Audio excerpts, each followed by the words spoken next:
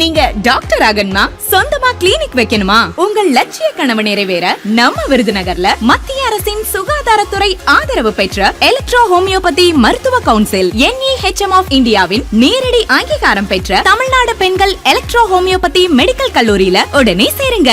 NEET R without NEET +2 தேர்ச்சியில் 4.5 வருட படிப்பில் BEMS முடித்து நீங்களும் MBBS, BSMS, BHMS, BAMS ஆகிய மருத்துவ படிப்புக்கு நிகரான மருத்துவராக அரிய வாய்ப்பு.